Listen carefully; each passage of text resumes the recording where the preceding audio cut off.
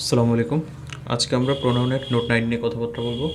তো question bank solve করার সময় আমরা অন অফ এবং অন এই টাইপের জিনিসপত্র নিয়ে মানে ভীষণ সমস্যায় পড়ি, বিশেষ করে যখন পসেসিভ অ্যাজেটিভ বের করতে হয় সেই ক্ষেত্রে।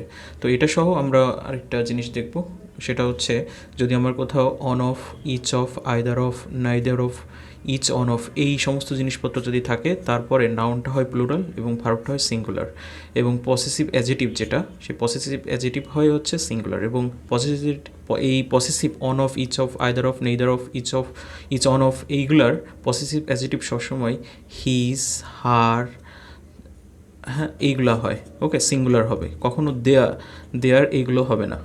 ওকে, তো আমরা এক্সাম্পল দেখি। এক্সাম্পল এখানে দেখতে পাচ্ছি যে অন অফ মাই ফ্রেন্ড নাকি ফ্রেন্ডস কোনটা হবে, ইজ নাকি আর হবে, লয়ার। তো যেহেতু আমার এখানে কি আছে, অন অফ আছে, অন অফের পরে মাইটা হচ্ছে আমার পসেসিভ। সো পসেসিভ অ্যাজেটিভ যেখানে থাকে তারপরে সাধারণত নাউন থাকে, এটা আমরা সবাই জানি। তো যেহেতু নাউন কী হওয়ার কথা, প্লুরাল হওয়ার কথা, সো ফ্রেন্ডস হবে। আর যেহেতু এখানে ভার্ব সিঙ্গুলার হওয়ার কথা, সেহেতু ইজ হবে, আর হবে না। ওকে, তো এটা বুঝতে পারছি। এখন হচ্ছে আমাদের সেই অন অফ এবং হচ্ছে অনের পসেসিভ কখন অনস হবে, এইটা যেটা নিয়ে আমরা অনেকেই আসলে ভুল করি, কনফিউশন ক্রিয়েট করি আর কি।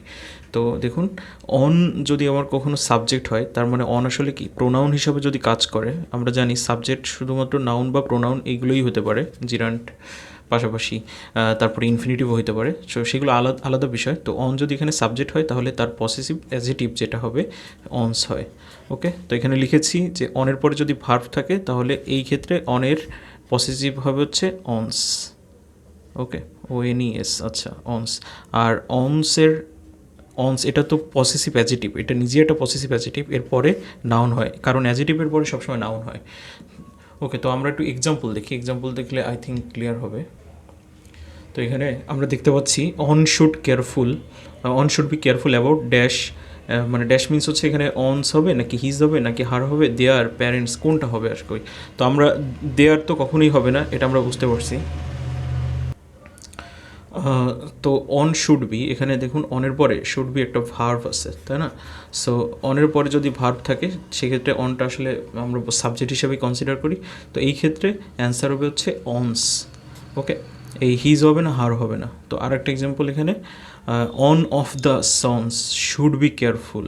তো এই যে দেখুন অন অফ দ্য, এরপরে কি ভার্ব নেই, এরপরে কি আছে, এরপরে হচ্ছে আমার নাউন আছে, তাই না?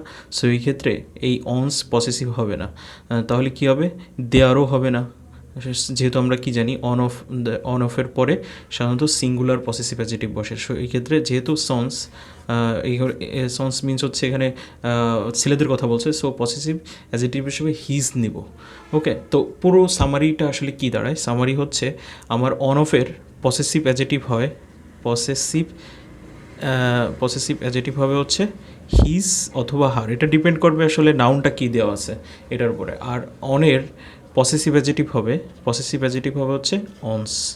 তো আই থিঙ্ক মোটামুটিভাবে ক্লিয়ার করা গেল। যে কথাটা আমি সবসময় বলি সেটা হচ্ছে আমার প্র্যাকটিস করতে হবে, প্র্যাকটিস করলে এই জিনিসগুলো আরও বেশি ক্লিয়ার হবে আপনাদের। তো সবাইকে ধন্যবাদ, আল্লাহ হাফিজ।